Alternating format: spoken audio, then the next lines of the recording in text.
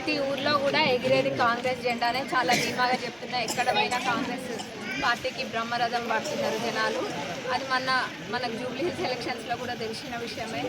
2 ఏళ్ల ప్రజాప్రభుత్వ పాలన చూసినాక ప్రజలు ఇచ్చిన తీర్పు జూబ్లీ హిల్స్ ఎలక్షన్స్లో నవీన్ అన్నను గెలిపించినారు.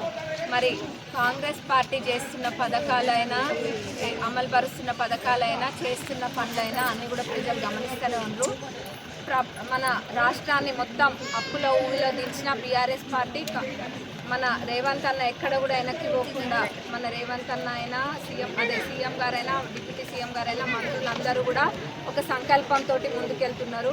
వాళ్ళు ఎంత అప్పుల కుప్ప చేసినా కానీ మనం ప్రజలకు మాట ఇచ్చినామని చెప్పి గెలిచిన 2 రోజుకెళ్ళే ఉచిత బస్సు ప్రయాణం, 200 యూనిట్ల కరెంటు ఫ్రీ అయినా, ఆరోగ్యశ్రీ పరిమితిని 5 లక్షల నుంచి 10 లక్షల పెంచడమైనా, మహిళా గ్రూపులకైతే లెక్కలేనన్ని వస్తుంది.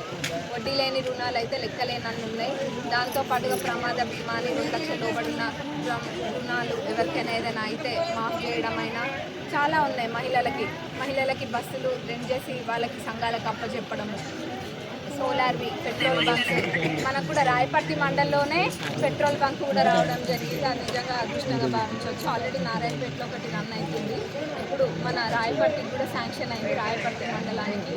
ఇంకా రాబోయే రోజుల్లో అట్లాంటివి చాలా చేసుకోవచ్చు. సన్న బియ్యం అయితే ముందు ఎమ్మెల్యే ఎలక్షన్స్ ముందు చెప్పలేదు, కానీ మాట ఇవ్వకపోయినా పేదవాళ్ళకి ఒక బుక్కడు బువ్వ తిన్నా తృప్తిగా తినాలి, ఇంటి దగ్గర ఏం తేడా అని చెప్పి చేయడము జరిగింది. అందరూ కూడా సన్న బియ్యము ఇంతకుముందు లెక్క పిండి పట్టించుకున్నాడో లేకపోతే కోళ్ళ ఫామ్లకు అమ్ముకున్నాడో చేయట్లేరు, తృప్తిగా వండుకొని తింటున్నారు. నేను కూడా ఒక 3-4 చోట్ల తిన్నా ఇప్పటికీ. సన్న బియ్యం చాలా బాగుంది. మళ్ళీ ఆ సన్న బియ్యంతో పాటు బోనస్ వేయడం అనేది కూడా రైతులకు అది చాలా మంచి పథకం. రైతులని అంటే ఉత్సాహపరుస్తూ ఎక్కువ మంది అంటే ప్యాడీ వేసే విధంగా ఈ ప్రోగ్రాం అనేది జరుగుతుంది. ఇంకా అనేక పథకాలు, ఇంతకుముందు వాళ్ళ ఇంటికి ఒక ఉద్యోగం ఇస్తాము, అది ఇస్తాం, ఇది ఇస్తామని చెప్పి ఎక్కడ ఇచ్చిన దాఖలాలు లేవు. కానీ మన ప్రభుత్వం అధికారంలోకి వచ్చిన 2 ఏళ్లలోనే మనం 75,000 పైన ఉద్యోగాలు ఇవ్వడం జరిగింది. ఇంకా చాలా ఉన్నాయి చెప్పుకుంటా పోతే, అన్నీ కూడా ఒకదాని తర్వాత ఒకటి చేస్తున్నాం. అన్నిటికన్నా ముఖ్యంగా ఇందిరమ్మ ఇల్లు ప్రతి నియోజకవర్గానికి 3,500 ఇళ్ళు వచ్చినాయి. ప్రతి పేదవాళ్ళకి ఇంకా 2 విడతలు ఉన్నాయి.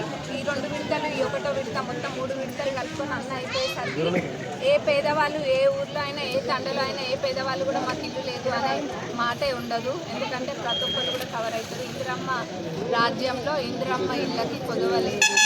ఎన్నంటే అన్ని ఇల్లు తప్పకుండా ప్రతి పేదవాళ్ళకు వస్తాయి. ఇంకా నేను ఎమ్మెల్యే అయినప్పటి నుంచి ఇక్కడ 2,000 కోట్లకు పైబడి అభివృద్ధి పనులు ఇప్పటికే తీసుకొని వచ్చిన 2 ఏళ్లలోనే. ఇంకా రాబోయే రోజులలో కూడా అనేకమైన అభివృద్ధి పనులను తీసుకొని వస్తే ఒకటే సంకల్పం నాకు కూడా, ప్రతి మండలంలో ఒక మంచి పని చేయాలని ఆ విధంగా ప్లాన్ చేసుకుంటూ వస్తున్నా. ఫస్ట్ నుంచి కూడా అదే ప్రకారంగా వెళ్తున్నాం. ఇప్పుడు మనకి సక్సెస్ఫుల్గా చేసుకొస్తున్నాం. రాబోయే రోజులలో కూడా పాలకుర్తి నియోజకవర్గం ఇప్పటికే అభివృద్ధిలో ముందుంది. ఎప్పటికీ కూడా అభివృద్ధిలో పాలకుర్తి నియోజకవర్గాన్ని ముందే ఉంచుతాని ఆ రోజు వాళ్ళకి మాట ఇచ్చిన, అదేవిధంగా పాలకుర్తి ప్రజలకు మాట ఇచ్చిన విధంగా అభివృద్ధిని ముందే ఉంచి ఎలాగుండి ఇక్కడ పనులు చేస్తాను అదేవిధంగా చేసుకోవాలి. స్థానిక సంస్థలలో మనకు ప్రతి దగ్గర ఎగిరేది కాంగ్రెస్ జెండానే, అందులో ఎటువంటి అనుమానం.